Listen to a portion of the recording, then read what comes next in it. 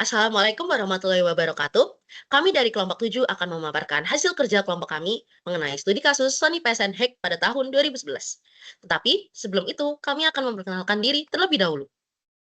Perkenalkan, nama saya Arsito Arik Munawar dengan NIM 240601341200009. Perkenalkan nama saya Anggita Kirana Puspa dengan NIM belakang 064. Kenalkan, saya Ronsori Muda Johannes Pasaribu dengan 3 NIM belakang 086. Kenalkan, nama saya Aprilia Abel Cleodora dengan NIM terakhir 176.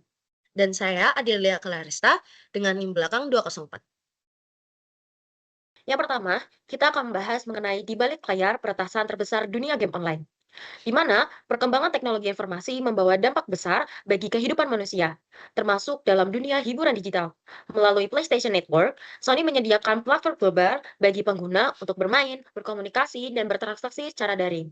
Namun, kemajuan ini juga diikuti oleh meningkatnya ancaman keamanan cyber. Dan pada tahun 2011, PSN mengalami serangan cyber besar-besaran yang menyebabkan kebocoran data pribadi 70 juta pengguna di seluruh dunia. Insiden ini menimbulkan kerugian hingga 171 juta dolar Amerika Serikat dan juga pastinya mencoreng reputasi dari Sony tersendiri. Kasus tersebut menjadi pelajaran penting bahwa keamanan cyber bukan hanya soal teknologi, tapi juga tanggung jawab etis perusahaan dalam melindungi data pengguna. Seperti yang kita ketahui bahwa kasus Sony PSN Hack 2011 menjadi salah satu kasus data breach terbesar dalam sejarah. Lalu, bagaimana kronologi terjadinya kasus Sony PSN Hack 2011? Mari kita rinci. Pada tanggal 17 April 2011, Sony sudah mendeteksi adanya aktivitas abnormal di jaringan PSN atau PlayStation Network. Namun, pada saat itu, Sony belum menutup jaringan PSN dan masih berusaha mencari penyebab secara internal. Lalu, pada tanggal 20 April 2011, Sony menutup akses jaringan PSN secara penuh, dan Sony melanjutkan penyelidikan secara internal. Dilanjutkan pada tanggal 21 sampai 25 April 2011, Sony mengumumkan pada publik mengenai alasan penutupan sementara PSN, namun Sony sendiri belum memberitahu pengguna bahwa adanya kemungkinan data para pengguna telah dicuri oleh peretas. Lalu pada tanggal 26 April 2011, Sony baru mengumumkan secara resmi bahwa jaringan mereka telah diretas. Data pengguna yang dicuri yaitu lebih dari 100 juta, termasuk sekitar 12 juta data kartu kredit. Lalu pada Mei 2011, setelah 3 minggu offline, PlayStation Network aktif kembali secara bertahap. Sony mengumumkan peningkatan sistem keamanan baru dan juga meminta seluruh pengguna untuk mengganti kata sandi mereka. Ekspektasi publik terhadap penanganan Sony yang semula tinggi perlahan hancur setelah melihat sikap Sony untuk menangani peristiwa tersebut.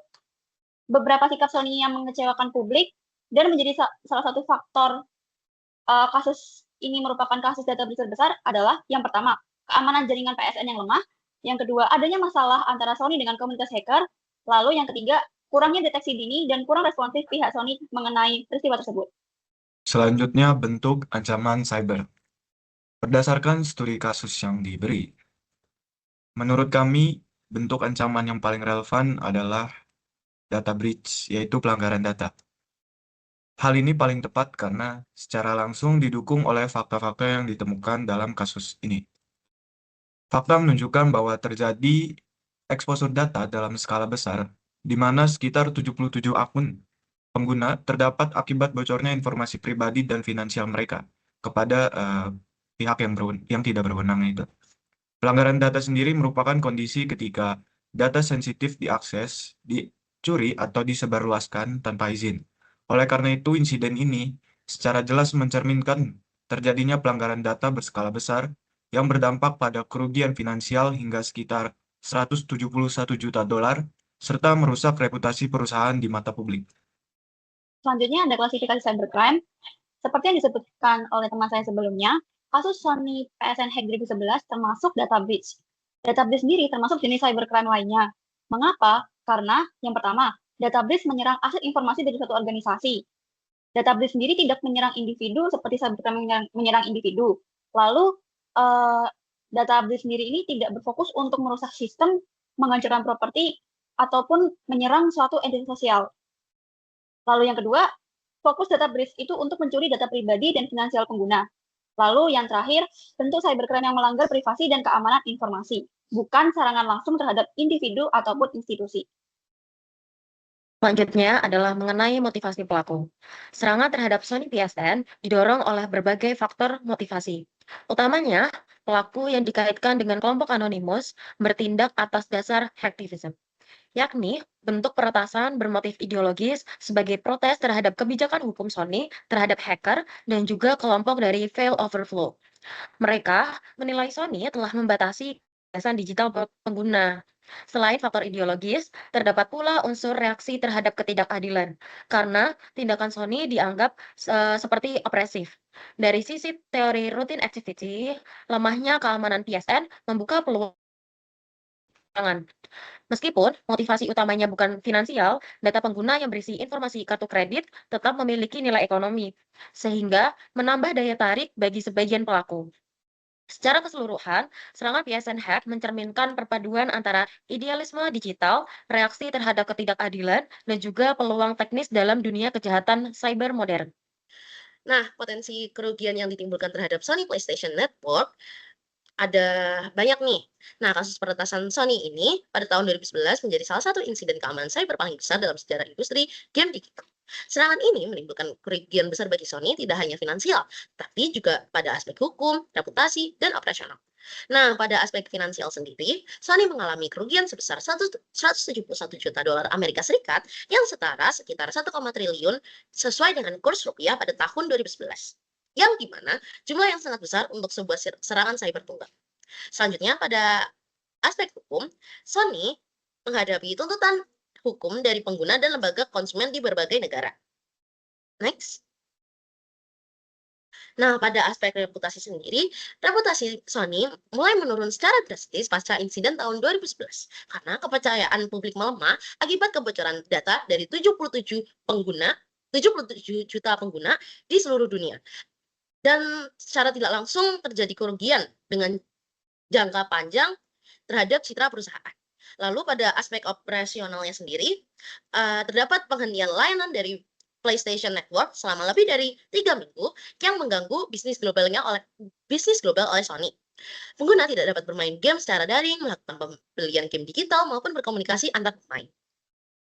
Nah, selanjutnya lembaga atau otoritas yang berwenang dalam penanganan kasus serupa di Indonesia. Yang pertama terdapat CERT atau Computer Emergency Response Team dan CSIRT atau Computer Security Incident Response Team, yang dimana lembaga ini berfungsi untuk merespon dan menangani insiden keamanan cyber yang terjadi di beberapa sektor, baik pemerintahan, swasta, maupun publik. CSIRT juga bertanggung jawab dalam memberikan panduan mitigasi, melakukan investigasi teknis, serta membantu pemilihan sistem pasca insiden. Selanjutnya, terdapat IDSERTI atau SIS, atau Indonesia Security on Internet and Infrastructure Coordination Center. Nah, di sini IDSERTI atau SISI berada di bawah koordinasi Kementerian Komunikasi dan Informatika atau Kominfo dan berperan penting dalam pemantauan lalu lintas jaringan nasional, penanganan insiden cyber, serta koordinasi dalam menjaga keamanan infrastruktur internet di Indonesia. Selanjutnya terdapat BSSN atau Badan Cyber dan Sandi Negara. Nah, lembaga ini dari pemerintahan yang memiliki kewenangan utama dalam bidang keamanan cyber nasional yang bertugas untuk menyusun kebijakan, strategi, dan regulasi keamanan cyber nasional serta melakukan pengawasan terhadap insiden yang berpotensi mengancam keamanan informasi dan data masyarakat. Selanjutnya adalah mengenai jenis privasi yang dilanggar. Jenis privasi yang dilanggar dalam kasus Sony PSN Hack pada tahun 2011 adalah informational privacy, yaitu hak individu untuk mengendalikan dan juga melindungi informasi pribadinya. Data pengguna seperti nama, alamat email, tanggal lahir, username, password, dan juga data kartu kredit telah diakses tanpa izin, sehingga pengguna kehilangan kendali atas data mereka. Selain itu, kebocoran tersebut juga berdampak pada psikologi privacy karena banyak pengguna merasa cemas dan juga kehilangan rasa aman dalam menggunakan layanan daring. Selanjutnya adalah data pribadi yang terekspos. Dari Sony PSN Hack yang terjadi pada tahun 2011 ini, data pribadi yang diambil oleh para pembobol adalah informasi pribadi dan juga informasi kartu kredit dan debit. Informasi pribadi ini mencakup username dalam game, alamat pengguna secara fisik, alamat email pengguna, tanggal lahir, serta password dari akun mereka tersebut. Mohon maaf, di situ ada typo. Kemudian untuk informasi kartu kredit dan debit, yang diambil adalah nomor kartu unik dari kartu kredit maupun debit mereka, dan juga PIN-nya sehingga bisa disalahgunakan oleh pihak yang tidak bertanggung jawab.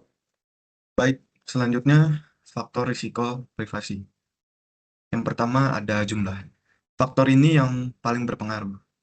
Sony menyimpan data sekitar 77 juta pengguna, termasuk nama, email, dan informasi kartu kredit mereka. Karena jumlahnya sangat besar, saat peretasan itu terjadi, dampaknya langsung luas dan juga sulit dikendalikan. Yang kedua ada kecepatan. Layanan PSN ini berjalan secara online dan juga real time, sehingga data pengguna terus berpindah di jaringan. Ketika terjadi peretasan, data yang bocor dapat dengan cepat tersebar sebelum sempat ditangani. Yang ketiga ada durasi. Sony menyimpan data penggunanya ini dalam jangka waktu yang lama tanpa perbaruan sistem keamanan yang memadai.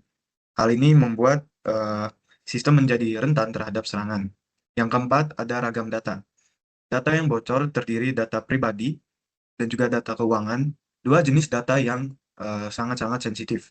Keragaman jenis data ini memperbesar risiko karena bisa disalahgunakan untuk berbagai tujuan jahat. Jadi, faktor paling besar pengaruhnya adalah jumlah data yang sangat besar, kemudian diperparah oleh ragam datanya, dan lamanya data disimpan tanpa perlindungan yang memadai. Baik, selanjutnya adalah rekomendasi dan solusi dari kelompok kami terhadap kasus yang kami analisa. Jadi melihat dari kasus yang kami pelajari dan telusuri dalam-dalam, ada beberapa poin di mana Sony melakukan kesalahan yang cukup signifikan, sehingga kami rasa perlu adanya rekomendasi atau solusi di poin-poin nomor ini. Yang pertama adalah lebih tanggap ketika ada pembobolan data. Alasan kami memasukkan ini adalah karena pada saat ada informasi bahwa terjadi pembobolan data tersebut tersebar secara umum, Sony tidak langsung melakukan pengecekan terhadap sistemnya karena sistemnya tidak mendeteksi bahwa ada terjadi pembobolan data. Oleh karena itu, meskipun Sony tidak mengalami atau mendeteksi gangguan pada sistemnya, Sony seharusnya menanggapi berita yang beredar dan juga melakukan tindak lanjut yang baik untuk menangani kasus tersebut. Yang kedua adalah memperbaiki sistem dalam mendeteksi gangguan, melanjutkan dari poin yang sebelumnya, yaitu bahwa sistem mereka masih kurang pada saat terjadinya kasus ini. Sistem mereka masih kurang dalam mendeteksi gangguan, sehingga sistem mereka pun gagal untuk mendeteksi bahwa terjadi pembobolan. Oleh karena itu, Sony seharusnya bisa memperbaiki sistemnya dalam mendeteksi gangguan ini. Yang ketiga adalah menginformasikan langsung ke pengguna jika ada pembobolan. Sony membutuhkan waktu sekitar seminggu pada semenjak mereka menyadari bahwa ada pembobolan, di mana dalam waktu seminggu ini mereka tidak hanya menghilangkan kepercayaan pelanggan mereka, namun mereka juga membiarkan para pembobol untuk masih memegang data atau memegang akses terhadap server atau database mereka. Sehingga hal ini sangat membahayakan keamanan dari perusahaan maupun pengguna terkait data yang mereka punya. Dan yang terakhir, saran dari kami adalah langsung mematikan server mereka karena rawannya atau adanya kemungkinan bahwa para pembobol bisa memiliki pergerakan jika servernya tidak dimatikan. Sehingga alangkah baiknya Sony langsung mematikan server mereka jika terjadi pembobolan data. Baik, mungkin sekian penjelasan dan juga analisis hasil dari proyek yang kami lakukan. Mohon maaf apabila dari kami ada salah kata maupun kekurangan. Terima kasih atas perhatiannya. Wassalamualaikum warahmatullahi wabarakatuh.